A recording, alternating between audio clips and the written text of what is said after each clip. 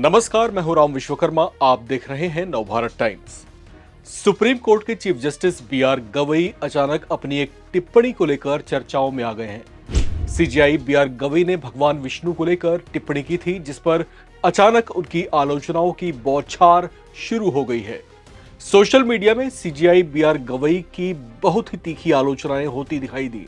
उन्हें लेकर अचानक कमेंट्स की बाढ़ सी आ गई है, जिसके बाद अब खुद अपनी बात का स्पष्टीकरण देने के लिए उन्हें आना पड़ा।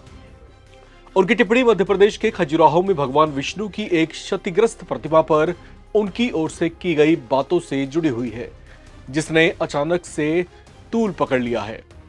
अब जस्टिस गवई ने यह स्पष्ट करने की कोशिश की है कि उनकी बातों को कुछ लोगों ने गलत तरीके से समझा, जबकि वे सभी धर्मों का सम्मान करते हैं।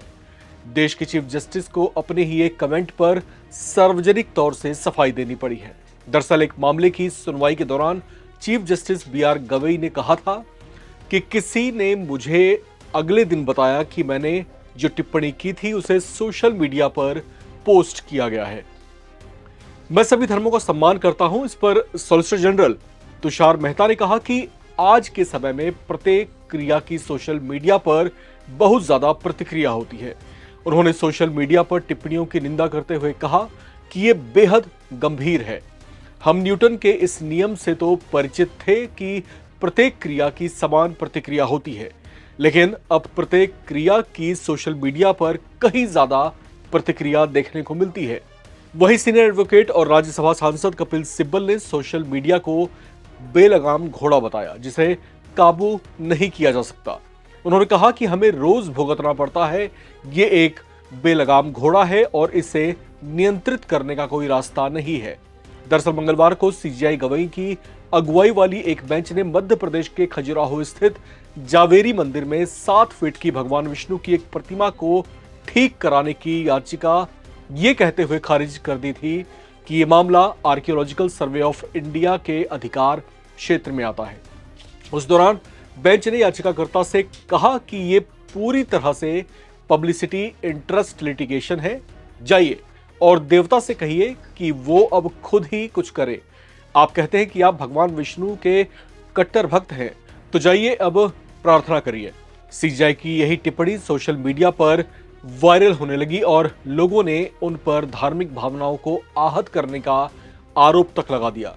उनकी खूब आलोचना भी हुई, यहां तक कि उनसे माफी मांगने और हटाए जाने तक की मांग कुछ लोगों ने कर डाली। कई वकीलों ने भी सीजेआई को लिखा कि वे अपना स्पष्टीकरण जारी करें और अपनी टिप्पणियों को वापस ले लें।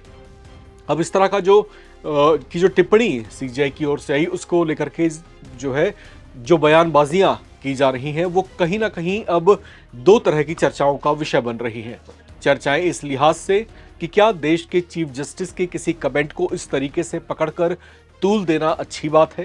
कुछ लोगों ने यहां तक कमेंट किया है कि सीजेआई देश के संवैधानिक पद पर बैठी वो शख्सियत है जो चीजों की बारीकी को बेहतर तरीके से जानते हैं। उन्हें मालूम है कि क्या चीजें कितनी संवेदनशील हैं और उनकी जो प्रतिक्रियाएं होती हैं या फिर जो टिप्पणियां होती हैं, वो सोची समझी हुई टिप्पणियां होती हैं।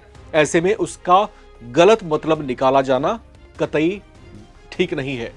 तो इसी तरह का कुछ सीजेआई गवई की ओर से भी कहा गया। उन्होंने कहा कि उनके बात को कुछ लोगों ने गलत तरीके से समझा और उसे गलत तरीके से प्रचारित करने की कोशिश की, जो कि सरासर गलत है। सीजेआई गवई ने साफ तौर से कहा है कि वो सभी धर्मों का सम्मान करते हैं। इस रिपोर्ट में इतना ही। बाकी अपडेट्स के लिए आप बने रहें, देखते रहें नवभारत टाइम्स।